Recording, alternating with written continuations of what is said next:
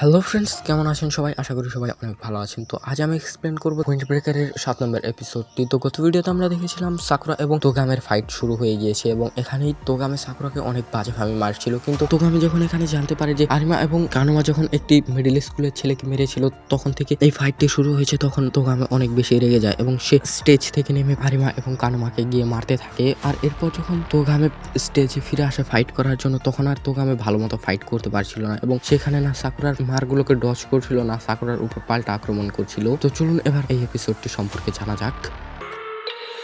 I love everything. Fire spreading all around my room.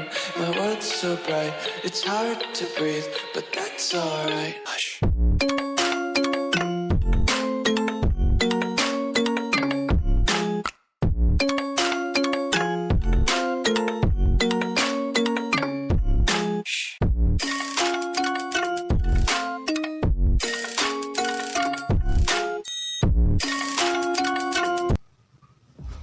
এপিসোডের শুরুতেই আমরা সাকুরাকে দেখতে পাই যে এখানে তোগামেকে বলে, এই তোমার কি হয়েছে, তুমি ভালো মতো ফাইট করছো না কেন? তো এটি শুনে তোগামে সাকুরাকে বলে, হ্যাঁ আমার কি হয়েছে। আর এই বলে তোগামে একটি ফ্ল্যাশব্যাক চিন্তা করে এবং সেখানে ভাবে, আমি যখন তুমি আমার কাছ থেকে তার বউফ্রেন্ড নিয়ে ইন্টারেস্টের কথা শুনেছিলাম, তখন আমি ভেবেছিলাম যদি তুমি আমার বউফ্রেন্ডের সাথে ফাইট করে তাহলে হয়তো এতে তুমি আমার মধ্যে একটু পরিবর্তন আসবে, কিন্তু এখন এটি পসিবল নয়। আর আমি পুনরায় আমার গ্যাংকে এমন একটি ফাইটে জড়িয়ে ফেলেছি যার কোনো মানেই হয় না, আর আমি এখন এটি থেকে পিছু পা হতে পারবো না, তো আমাকে ফাইট করতেই হবে। আর তখনই সাকুরা, তুমি আসলে চাওটা কি, তুমি ওদেরকে কেন মারলে? তো এটি শুনে তোগামে সাকুরাকে বলে, এটি শক্তিশালীদের জায়গা, এখানে শুধু তারাই থাকতে পারে যারা শক্তিশালী, ওরা শুধুমাত্র একটি মহিলা ছিল। তো এটি শুনে সাকুরা তোগামেকে বলে, তোমার মুখে এই কথা মানায় না, কারণ তুমিও ওদের মতোই, তুমিও অনেক বাজে একটি লোক, তুমিও সবসময় দুর্বলদের উপর অত্যাচার করো, তুমি তাদের উপর আক্রমণ করো যারা আগে থেকেই হেরে গিয়েছে, আর এটিকে আমি প্রুভ করে দেখাবো।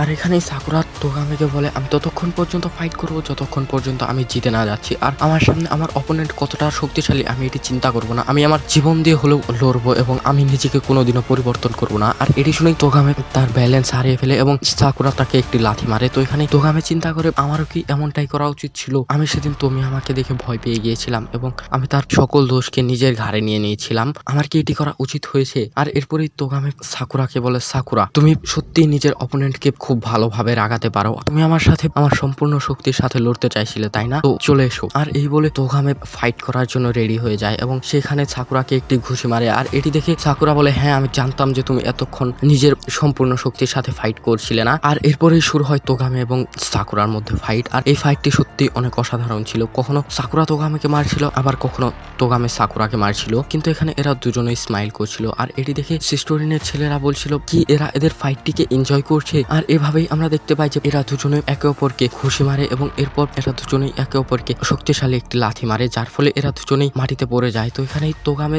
সাকুরাকে বলে, আমি কোনোদিনও ভাবিনি যে লড়াইয়েও এতটা আনন্দ পাওয়া যায়, তো চলো সাকুরা এখন অনেক হয়েছে, এটিকে এখানেই শেষ করা যাক। আর এই বলে তোগামে এবং সাকুরা উঠে দাঁড়ায়। আর এখানেই তোগামে দেখতে পায় যে সাকুরা অনেক বেশি এক্সাইটেড। আর এটি দেখে তোগামে বলে, এ তো দেখে অনেক খুশি, আর আমি এটিও জানি যে এ অনেক বেশি শক্তিশালী এবং এ ভবিষ্যতে অনেক দূর এগোবে, কারণ এ নিজেকে কোনোদিনও বদলাবে না। আর এরপরেই এরা দুজনে একে অপরকে পাঞ্চ করার জন্য নিজেদের দিকে এগোতে থাকে এবং এখানেই তোগামে চিন্তা করে, আমার হয়তো সেদিন তুমি আমার কথা মেনে নেওয়া উচিত হয়নি এবং সেদিন আমার উচিত ছিল যে তুমি আমার কথা না শুনে নিজের গ্যাংয়ের কথা চিন্তা করে তুমি আমার বিরুদ্ধে যাওয়া এবং ওর সাথে ফাইট করা, কিন্তু আমি এটি করিনি। তো সাকুরা ধন্যবাদ, তুমি আমাকে এটি বুঝতে সাহায্য করেছো। আর সাকুরা নিজেকে কোনোদিনও পরিবর্তন করো না। আর এখানেই তোগামে ইচ্ছে করে এই ফাইটটি হেরে যায়। তো এটি দেখে সাকুরা অনেক বেশি রেগে যায় এবং তোগামেকে বলতে থাকে, কি হয়েছে তোমার, তাড়াতাড়ি উঠে দাঁড়াও, এই ফাইটটি এভাবেই শেষ হতে পারে না, তুমি আমার সাথে লড়াই করো। কিন্তু তোগামে এখানে আর উঠে দাঁড়ায় না। আর তখনই সেখানে তোমিয়ামা চলে আসে এবং তোমিয়ামা এখানে সাকুরাকে বলে, আরে বাহ, তুমি তো দেখে অনেক বেশি শক্তিশালী, তো চলো একদিন আমরা দুজনে ফাইট করব।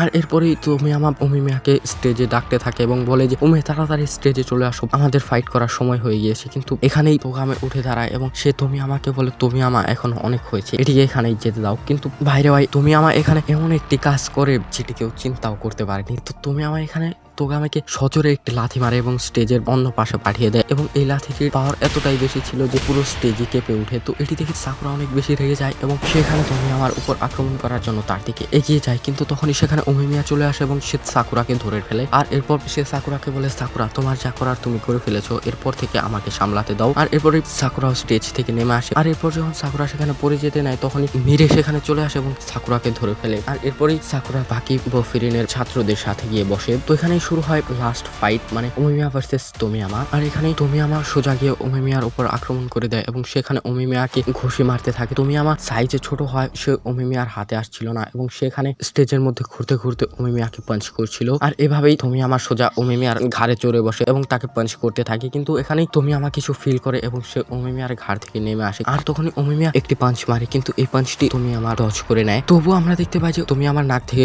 রক্ত বেরোচ্ছে, কিন্তু এটি দেখে সবাই অবাক হয়ে যায় যে তোমিয়ামা ওমিমিয়ার পাঞ্চটি ডজ করা সত্ত্বেও তার নাক দিয়ে রক্ত কি করে বেরোচ্ছে। আর এর সাথেই আজকের এই এপিসোডটি এখানেই শেষ হয়। তো এপিসোড কেমন লাগলো সেটি কমেন্টে জানাবেন, আর চ্যানেলে নতুন হয়ে থাকলে চ্যানেলটিকে সাবস্ক্রাইব করে রাখবেন। তো পুনরায় দেখা হবে উইন্ড ব্রেকারের অন্য কোনো ভিডিওতে, ততক্ষণের জন্য বাই।